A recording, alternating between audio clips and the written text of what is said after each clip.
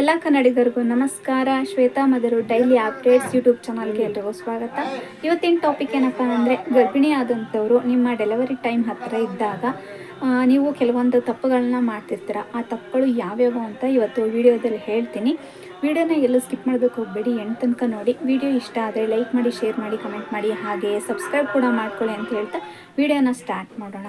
ಮೊದಲಿಗೆ ಗರ್ಭಿಣಿ ಆದಂಥವ್ರು 1 ತಿಂಗಳಿಂದ 8 ತಿಂಗಳವರೆಗೂ ನೀವು ನಾರ್ಮಲಾಗಿ ಎಲ್ಲ ಕೆಲಸ ಮಾಡ್ತಿರ್ತೀರ, ಓಕೆ. ಬಟ್ ನಿಮ್ಮ ಡೆಲಿವರಿ ಟೈಮ್ ಹತ್ತಿರ ಬಂದಾಗ 9ನೇ ತಿಂಗಳಲ್ಲಿ ಸ್ವಲ್ಪ ನೀವು ಕೇರ್ಫುಲ್ಲಾಗಿರಬೇಕಾಗುತ್ತೆ. ಯಾಕೆ ಅಂದರೆ ಆವಾಗ ನಾವು ಕೆಲವೊಂದು ನೋವುಗಳು ಅಥವಾ ಪ್ರಾಬ್ಲಮ್ಸ್ಗಳು ಆಗಿರ್ತವೆ. ಇದೆಲ್ಲ ಕಾಮನ್ ಅಂತ ನೆಗ್ಲೆಕ್ಟ್ ಮಾಡಿಬಿಡ್ತೀರ. ಆ ಟೈಮಲ್ಲಿ ತುಂಬ ನಾವು ಕೇರ್ಫುಲ್ಲಾಗಿರಬೇಕು. ಆ ಟೈಮಲ್ಲಿ ಯಾವಾಗ ಹೇಗಾಗುತ್ತೆ, ಡೆಲಿವರಿ ಟೈಮು ಹೆಂಗೆ ಬರುತ್ತೆ ಅಂತಲೇ ಗೊತ್ತಾಗಲ್ಲ. ಅದಕ್ಕೋಸ್ಕರ ನೀವು 9 ಮಂತಲ್ಲಿ ತುಂಬ ಕೇರ್ಫುಲ್ಲಾಗಿರಬೇಕು. ನೀವು ಅದು ಬಿಟ್ಟು ಫಂಕ್ಷನ್ ಇದೆ, ಪೂಜೆ ಇದೆ ಅಂತ ಮೇಲೆಲ್ಲ ಹತ್ತಿ ಕೆಲಸ ಮಾಡೋದು.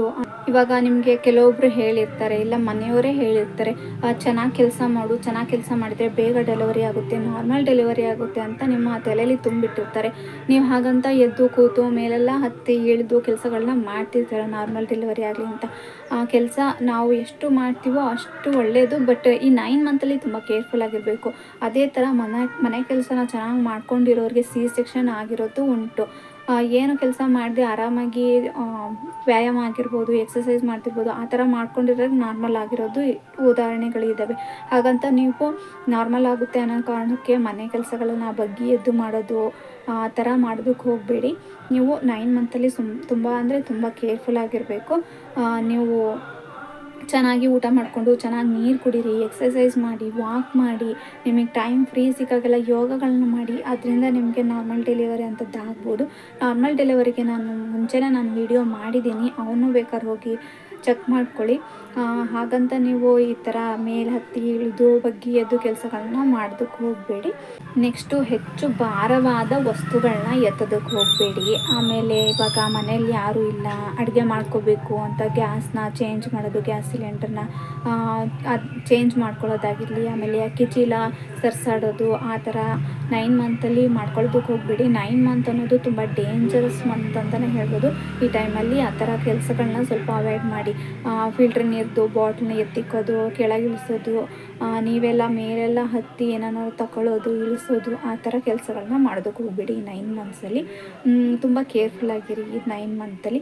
ಮತ್ತು ನೆಕ್ಸ್ಟು ನೀವು ಊಟನ ಕರೆಕ್ಟ್ ಟೈಮಿಗೆ ಮಾಡಬೇಕು. ನೀವು ಒಂದು ಟೈಮ್ನ ಫಿಕ್ಸ್ ಮಾಡ್ಕೊಳ್ಳಿ. ಆ ಟೈಮ್ಗೆ ಊಟ, ಇಲ್ಲ ನಮಗೆ ವಾಮಿಟ್ ಆಗುತ್ತೆ, ತಿನ್ನೋಕ್ಕಾಗಿಲ್ಲ, ಹಸಿವಾಗಿಲ್ಲ ಅಂತ ಬಿಟ್ಟರೆ ನಿಮಗೆ ಗ್ಯಾಸ್ಟ್ರಿಕ್ ಆಗುವಂಥ ಸಮಸ್ಯೆ ಇರುತ್ತೆ. ಗ್ಯಾಸ್ಟ್ರಿಕ್ ಆಗಬಹುದು. ಹಾಗಾಗಿ ನಿಮ್ಮ ಕರೆಕ್ಟ್ ಟೈಮಿಗೆ, ಊಟದ ಟೈಮಿಗೆ ಊಟ, ಹಣ್ಣು ತಿನ್ನೋ ಟೈಮ್ಗೆ ಹಣ್ಣು, ಹಾಲು ಕುಡಿಯೋ ಟೈಮ್ಗೆ ಹಾಲು, ಆ ಥರ ಟೈಮ್ ಟು ಟೈಮ್ ಕರೆಕ್ಟಾಗಿ ತಿನ್ಕೊಂಡು ಬನ್ನಿ. ನಮಗೆ ವಾಮಿಟ್ ಆಗುತ್ತೆ, ತಿನ್ನೋಂಗಾಗಲ್ಲ, ವಾಕರಿಕೆ ಬಂದಂಗೆ ಆಗುತ್ತೆ ಅಂತ ಬಿಟ್ಟರೆ ಅಂದರೆ ನಿಮಗೆ ಲಾಸು. ಯಾಕೆಂದರೆ ನಾಳೆ ಡೆಲಿವರಿ ಟೈಮಲ್ಲಿ ನಿಮಗೆ ಶಕ್ತಿ ಅನ್ನೋದು ಇರೋದಿಲ್ಲ. ನಿಮ್ಮ ಮಗುನ ಪುಷ್ ಮಾಡೋದಕ್ಕೆ ಶಕ್ತಿನೇ ಇರೋದಿಲ್ಲ. ಆಮೇಲೆ ಬ್ಲಡ್ ಕಮ್ಮಿ ಆಗಿದೆ ಅಂತ ಬ್ಲಡ್ ಸಪ್ಲೈ ತರಿಸ್ಬೇಕಾಗುತ್ತೆ. ಆ ಥರ ಸಮಸ್ಯೆಗಳಾಗ್ತವೆ. ನಿಮ್ಮ ಕರೆಕ್ಟ್ ಟೈಮ್ಗೆ ಊಟ, ಹಣ್ಣು ತಿನ್ನೋ ಟೈಮಿಗೆ ಹಣ್ಣು, ಹಾಲು ಕುಡಿಯೋ ಟೈಮ್ಗೆ ಹಾಲು, ವಾಕು, ಆ ಥರ ಎಲ್ಲ ಮಾಡಿಕೊಂಡು ಚೆನ್ನಾಗಿರಿ. ನೆಕ್ಸ್ಟು ನಿದ್ದೆ ಮಾಡೋದು. ನಾವು ಮಾಡುವಂತಹ ಊಟ ಎಷ್ಟು ಮುಖ್ಯನೋ ಅಷ್ಟೇ ಮುಖ್ಯ ನಿದ್ದೆ ಆಗಿರುತ್ತೆ. ನಿದ್ದೆನ ಚೆನ್ನಾಗಿ ಮಾಡಿ. ಲೇಟಾಗಿ ಮಲ್ಕೊಳ್ಳೋದು, ಬೇಗ ಎದ್ದೇಳೋದು, ಆ ಥರ ಮಾಡೋದಕ್ಕೆ ಹೋಗ್ಬಿಟ್ಟು ನಿಮ್ಮ ನಿದ್ದೆ ಅನ್ನೋದು ಚೆನ್ನಾಗಾಗಿರಬೇಕು. ನಿದ್ದೆ ಎಷ್ಟು ಚೆನ್ನಾಗಾಗಿರುತ್ತೋ ಅಷ್ಟು ಫ್ರೆಶ್ ಆಗಿರ್ತೀರ. ನಿದ್ದೆನೂ ಈ ಟೈಮಲ್ಲಿ ತುಂಬ ಅಂದರೆ ತುಂಬ ಮುಖ್ಯ. ನಿದ್ದೆನ ಚೆನ್ನಾಗಿ ಮಾಡಿ ಈ ಟೈಮಲ್ಲಿ. ನೆಕ್ಸ್ಟು ನೀವು ಮಲಗಿರ್ತೀರ, ನಿಮಗೆ ಏನೋ ನೆನಪಾಗುತ್ತೆ, ಮಿಸ್ಸಾಗಿ ಸ್ಟ್ರೈಟಾಗಿ ಮಲ್ಕೊಂಡಿರ್ತೀರ. ಹಾಗೆ ಸಡನ್ನಾಗಿ ಏನೋ ನೆನಪಾಯಿತು, ಏನೋ ಕನಸು ಅಂತ ಸಡನ್ನಾಗಿ ಸ್ಟ್ರೈಟಾಗಿ ಹೇಳೋದಕ್ಕೆ ಹೋಗಬೇಡಿ. ಸಮಾಧಾನ ಮಾಡಿಕೊಂಡು ಲೆಫ್ಟ್ ಸೈಡಲ್ಲಿ ಅಥವಾ ರೈಟ್ ಸೈಡಲ್ಲಿ ತಿರ್ಕೊಂಡು ನಿಧಾನಕ್ಕೆ ಎದ್ಬಿಟ್ಟು ಸ್ವಲ್ಪ ಹೊತ್ತು ಅಲ್ಲೇ ಕುತ್ಕೊಂಡು ಸುಧಾರಿಸ್ಕೊಂಡು ಆಮೇಲೆ ಮುಂದಕ್ಕೆ ಹೋಗಿ. ಆ ಥರ ಮಾಡೋದ್ರಿಂದ, ನೀವು ಸಡನ್ನಾಗಿ ಹೇಳೋದ್ರಿಂದ ಮಗುಗೆ ಏನಾದರೂ ತೊಂದರೆ ಆಗ್ಬೋದು, ಹೊಟ್ಟೆ ನೋವು ಬರ್ಬೋದು, ಒಳಗೆ ಬೇಬಿಗೆ ಯಾವುದೋ ರೀತಿ ತೊಂದರೆ ಆಗ್ಬೋದು. ಹಾಗಾಗಿ ನೀವು ಸಡನ್ನಾಗಿ ಎದ್ದೇಳೋದಕ್ಕೆ ಹೋಗ್ಬಿಡಿ. ನಿಧಾನಕ್ಕೆ ಎದ್ದು ಹೋಗಿ ಸ್ಟ್ರೈಟಾಗಂತೂ ಮಲ್ಕೊಳ್ಳೋದಕ್ಕೆ ಹೋಗ್ಬಿಡಿ. ಜಾಸ್ತಿ ಲೆಫ್ಟ್ ಸೈಡಲ್ಲಿ ಮಲ್ಕೊಳ್ಳಿ. ಲೆಫ್ಟ್ ಸೈಡ್ ಮಲ್ಕೋದ್ರಿಂದ ನಿಮಗೆ, ನಿಮ್ಮ ಮಗುಗೆ ಆಕ್ಸಿಜನ್ ಲೆವೆಲ್ ಅನ್ನೋದು ಚೆನ್ನಾಗಿರುತ್ತೆ. ಸ್ಟ್ರೈಟಾಗಿ ಮಲ್ಗೋದ್ರಿಂದ ಮಗು ಏನೋ ಎದೆಗೆ ಏರುತ್ತೆ ಅಂತ ಹೇಳ್ತಾರೆ. ಆಮೇಲೆ ಉಸಿರಾಡೋದಕ್ಕೂ ಸಹ ಮಗು ತೊಂದರೆ ಆಗ್ಬೋದು. ಹಾಗಾಗಿ ನೀವು ಲೆಫ್ಟ್ ಸೈಡಲ್ಲಿ ಮಲಗಿ.